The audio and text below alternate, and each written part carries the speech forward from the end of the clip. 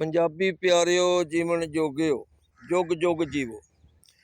पंजाबी कौम और खसूसन पंजाबी कौम प्रस्त मियाँ शहबाज शरीफ साहब नूं बेनती करते ने, तरला करते ने, बड़े दावे नाल दरखास्त करते हैं कि मियाँ साहब 3-4 काम फौरन करो। वक्त बिल्कुल को नहीं, बहुत थोड़ा वक्त है। और वो की ने वो एक तो तुसीं डोमीसाइल फौरन पंजाब विच बहाल करो। ये बहुत वड्डा जिहड़ा साडा हत्थ हो चुकिया और ये हुण तुसां ही करना है। डोमीसाइल बहाल करो और ना कीता ना तो असीं 20 साल के अंदर अंदर साडी हर चीज़ ते जिहड़े अफगानी है कब्जा कर लैणगे। और दूसरी चीज़ वो बल्कि मुखसर गल करिए, तुसीं अपने पंजाबी कौम प्रस्तां दा बयानिया अपना लो। देखो जरदारी ਉਹਦਾ माजी सारिਆਂ ਦੇ सामने, पर जरदारी का कोई वाल विंगा नहीं कर सकिया। क्यों नहीं कर सकिया? वो अपनी धरती नाल जुड़िया होया, सिंध धरती नाल जुड़िया होया। सिंधी कौम प्रस्तां दा बयानिया ओहदा बयानिया ते जद कि इत्थे हालत है कि बेगम कुलसूम नवाज उनकी डैथ हुई तो उन्होंने जनाजे च उन्होंने बेटे जिहड़े ने वो शिरकत नहीं कर सके। इस्सो पंजाब च पहले भी तुहानूं इकतदार मिलिया, 35 साल लगभग हुकूमत की, पाकिस्तान ते भी की, अर्जे बड़े काम किए।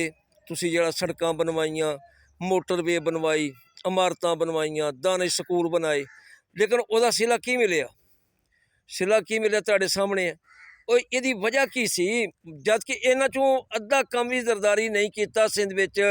तुसीं पूरे पाकिस्तान च काम किए, बल्कि अपने हिस्से दियां बिजलियां भी देंदे रहे हो कराची नूं, याद है ना? और जो वजीरे आला सो पीपी की हुकूमत च।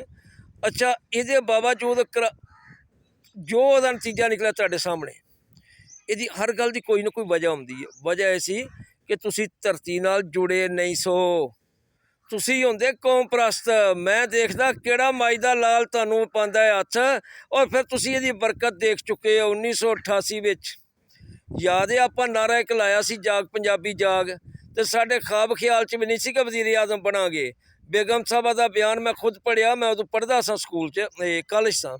वो पढ़िया कि अस सोच भी नहीं सकते कि वजीर आजम भी बनांगे, और लेकिन मियाँ नवाज शरीफ साहब बने वजीर आजम। सारी दुनिया देखिया इस नारे की बरकत नाल जाग पंजाबी जाग।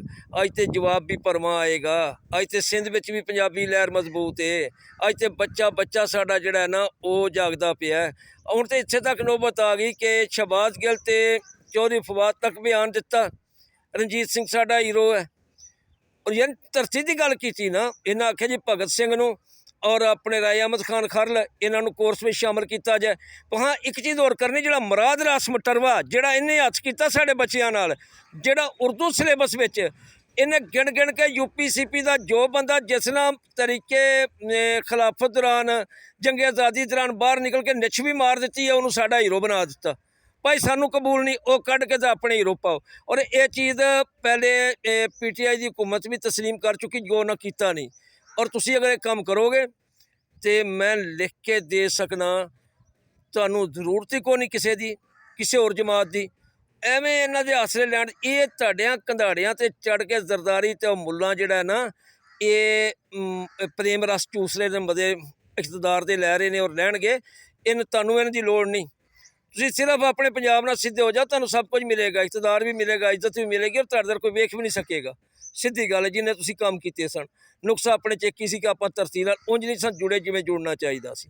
और सानू उम्मीद है हुण इंशाअल्लाह ताला बंदा सबक लैंदा ना माजी तो, तुहानू भी पता लग गया कि इस तो सवा चारा नहीं।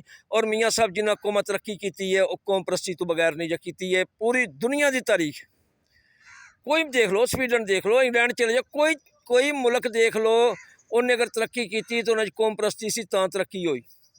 और ये भी है, पाकिस्तान इस तरह मजबूत होएगा, कमज़ोर नहीं होएगा। ये किंज हो सकता? मुस्लिम उम्मा की तीसरी वड्डी कौम नूं तुसीं नुकरे ला दिओ तो आखो जी उम्मा मजबूत हो जाएगी। पंजाब की सब तो वड्डी आबादी नूं तुसीं जनाब खत्म करना चाहो, पाकिस्तान की सब तो वड्डी आबादी नूं खत्म करना चाहो तो नाल आखो जी पाकिस्तान मजबूत होएगा। किंज होएगा? कौम परस्त पंजाब, मजबूत पाकिस्तान की जमानत है। जीवे पंजाब सदा जीवे।